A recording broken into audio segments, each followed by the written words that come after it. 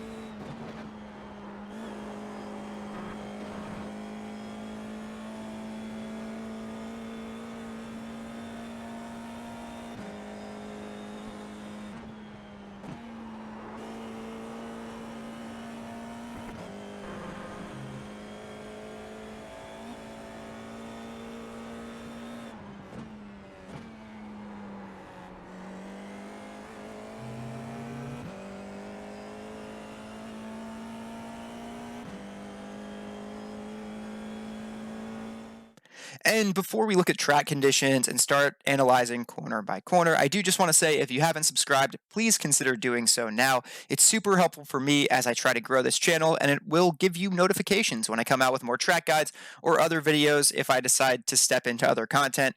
Life has been crazy right now, so that hasn't really been something I'm able to do. Also, check out the description down below. There's a bunch of great links, including like a league that I run for the IRO4, this lap on Garage 61 so you can compare telemetry, a discount code for Maradness.com. Oh yeah, and a link to my Twitch channel. So if you want to come watch me on Twitch, it's twitch.tv/ElGatoConLaPipa.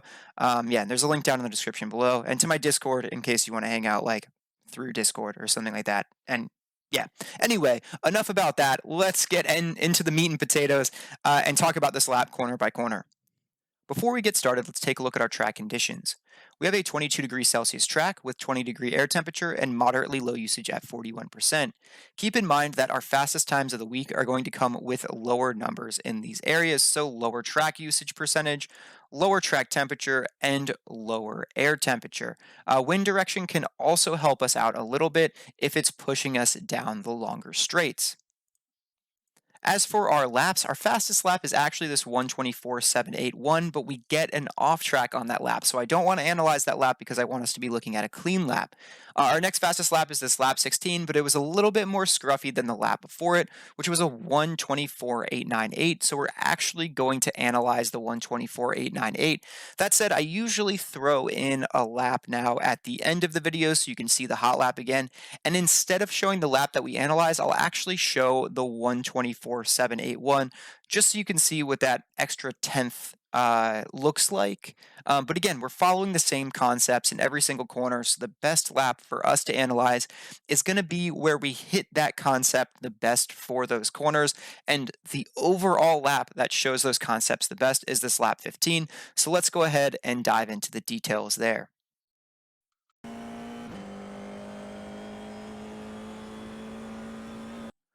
Turn 1 sets the tone for the entire track, and the approach here is something we're going to repeat a couple of times throughout the lap, but the main thing here is maintaining our momentum.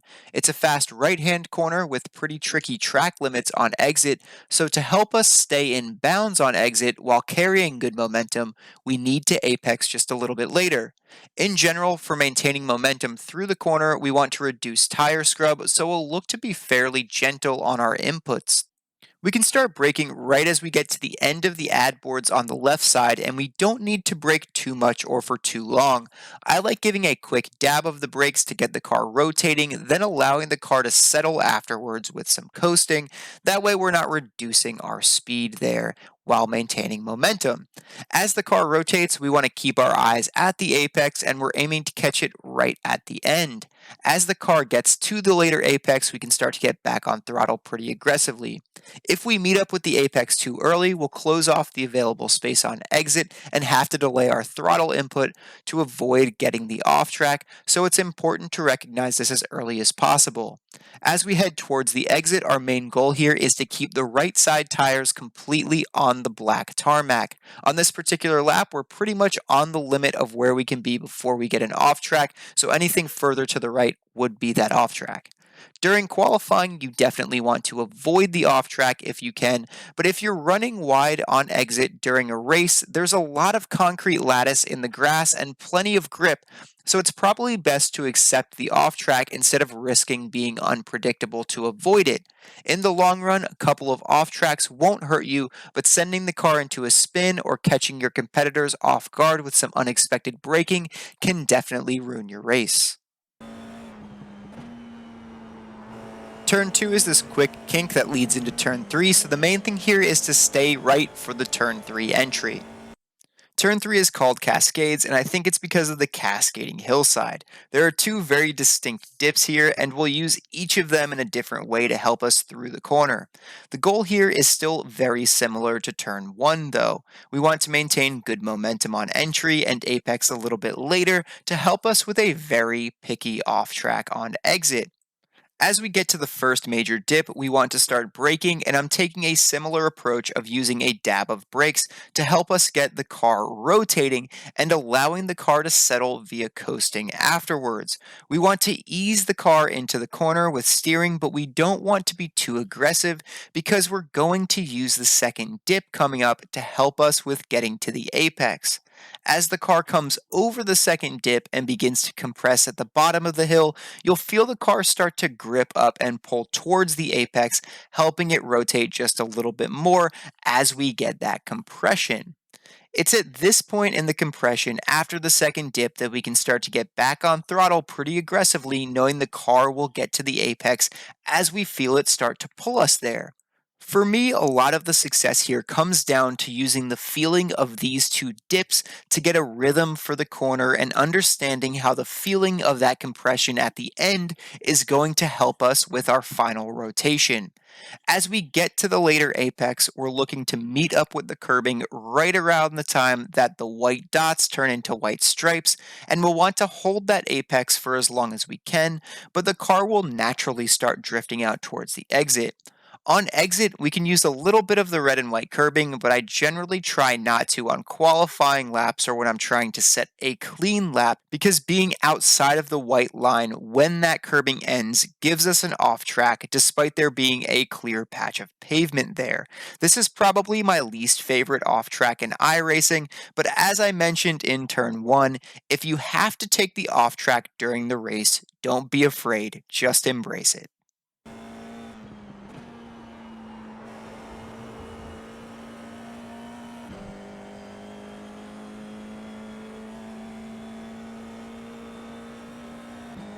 Turn 4 is easily flat out. The main thing to note here is that we want to take a later apex to allow us to stay to the left on exit to help us set up for the turn 5 braking zone. Turning in too early will cause us to run out too wide on exit and lead to some unwanted difficulties when braking for turn 5. On top of that, touching the grass on exit here is a death sentence.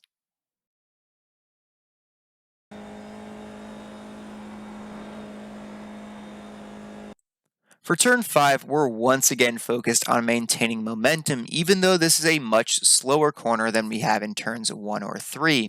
That said, we have a new feature to assist us in maintaining momentum with the heavily cambered banking here. To use that camber to the fullest, we really need to focus on a smooth entry that allows us to stay as tight to the inside through the camber as we can. This tighter line will use the most cambered part of the corner, allowing us to run a shorter line through the corner and also help us from running wide on exit as we get on throttle. The other thing to consider here is that we're exiting onto the longest straight on track, so using as much of the banking here on exit as we can will allow us to get to throttle earlier and thus launch down this back straight with the most speed possible.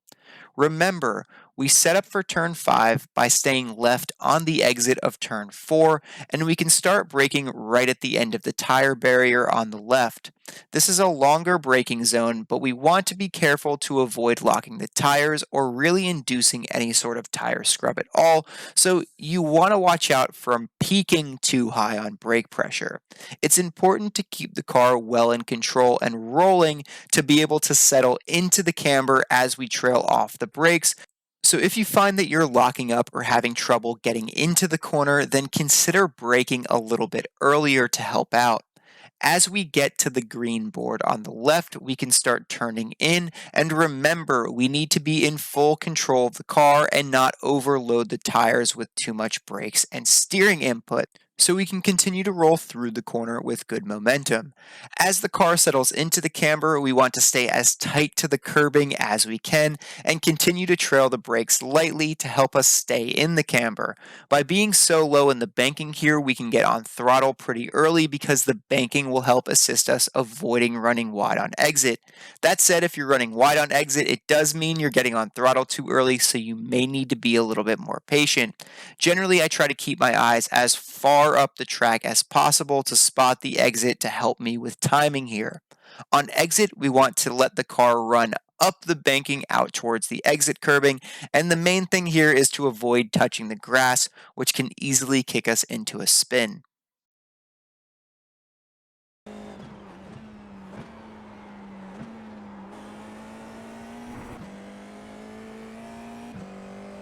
Turn 6 is easily flat out, we just want to stay as tight as possible to run the shortest distance possible.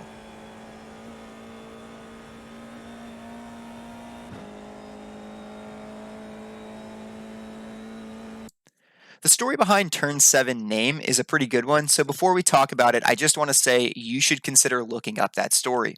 Anyway, on this layout, Turn 7 is a very fast and sort of bumpy right-hander with a bit of a blind exit, so we need to have a little bit of trust in the car here. We're also looking to maintain good momentum through the corner once again, so our approach here is pretty similar to turns 1 and 3. We're coming off of this longer back straight, and on exit, we're also heading into another fast section of track that heads slightly uphill, which is really what all of these momentum corners have in common. The entries and exits are roughly as fast as one another, so there isn't a clear place to sacrifice speed. We can start braking right around the gap in the two curbs on the left-hand side, and we're aiming to apex right at the end of the grass patch on the right, which is roughly where we have this little hill crest. Our goal is to continue to follow that same turning arc as we head through the corner, which should put us on an easily manageable trajectory on exit. The thing here to note is that as we come through the apex and crest the little bump, the exit curbing will come into sight, and we should really switch our eyes and attention up the road to the exit to ensure that it looks like we're not going to run wide.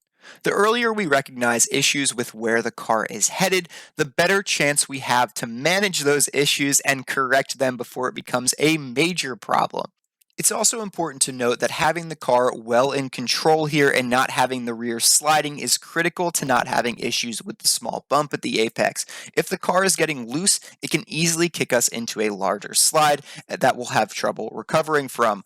On the flip side, if we're understeering when we hit this bump, the bump will amplify that understeer. So essentially, if we're oversteering or understeering as we get to this bump, that issue will become worse, which is why we are aiming to be in very clear, smooth control of the car when we get here. Otherwise, that small issue becomes a larger issue that becomes harder to recover from.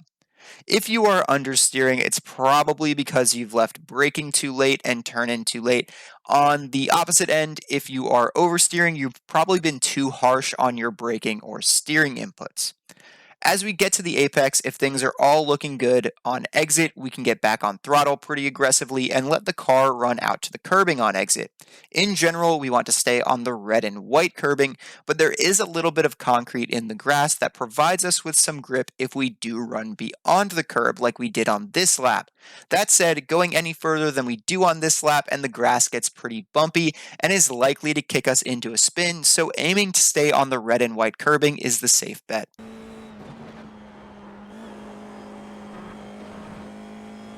Turns 8 and 9 are easily flat out. The main thing here is to stay smooth as we approach turn 10. Druids or turn 10 is, you guessed it, another momentum corner. We're coming in with a lot of speed and we want to leave with a lot of speed for the run down this next straight. That said, it can be a very tricky corner and it's important to understand that we're dealing with some minor bumps. So like we mentioned for turn 7, we want to be as smooth as we can because those bumps will amplify any sliding we have going in as we hit them. Druids is a double apex corner and the main thing we want to focus on here is hitting both of those apexes, but we really want to prioritize making sure that we hit the second apex.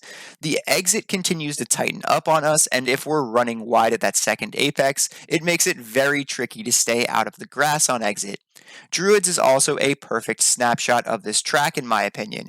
It's all about getting into a flow with these high speed corners, and I think you could really feel that here.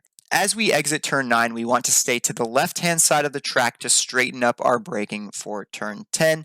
And again, we're not looking to brake for too long here, and we want a nice smooth trail off the brakes as the car grips up and gets tucked in for the first apex. If we get to the first apex with the car feeling gripped up and ready to go, we can actually get back on throttle pretty aggressively after we pass it, but the main thing here is we want to keep our eyes on that second apex to make sure the car is going to get there. Having our eyes on the second apex will give us all the information we need to determine timing. Remember, hitting this second apex is super important so we don't run wide on exit, so if you need to lift or delay throttle application, that's going to be much better than ending up in the grass. As we come through the corner, we want to maintain our turning arc in towards the second apex, and as we get there, we can start to open up our hands on exit. We can't actually see the exit curbing here because it's on the other side of a crest, but the thing here is to trust that the track is going to be there if we hit this second apex the way we should. Like I mentioned, there's kind of a rhythm or a flow to this corner, and this exit is all part of that. Just remember, the keys here are keeping the car smooth and hitting that second apex to avoid any dramas.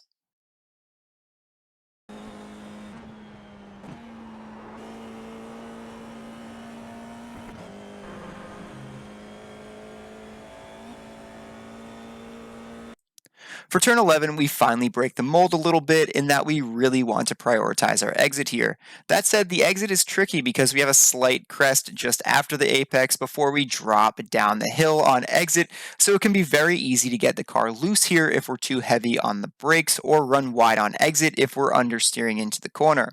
Like we mentioned earlier, these slight elevation changes amplify any minor sliding, so we really want to focus on not having any sliding. We can start braking just after we pass the turn-in board on the left-hand side, and we have a longer braking zone here as we wait for turn-in, and we really need to be patient as we trail off the brakes heading in towards the apex.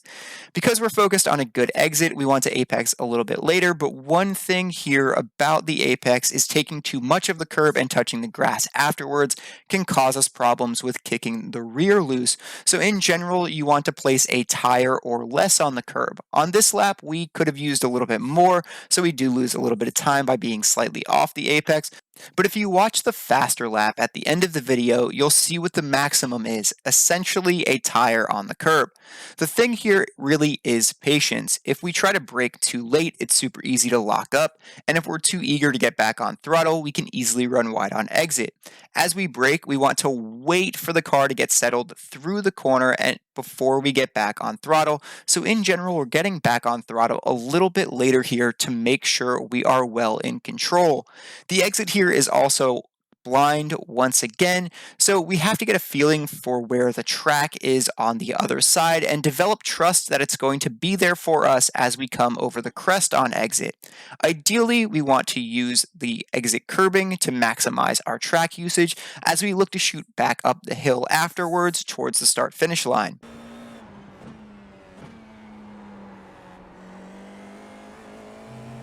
Turn 12 is this final kink, and we just want to stay tight to minimize our distance as we run to the line to finish our lap.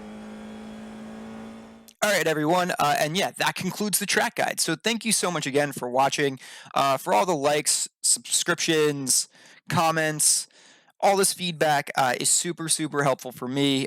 Just to know that you guys are enjoying these, and again, as I try to grow this channel, all that feedback is just super, super helpful.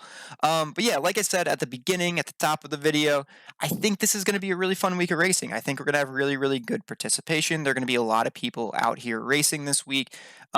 It's tight, so expect a little bit of netcode in some places, but I think there's plenty of overtaking opportunity.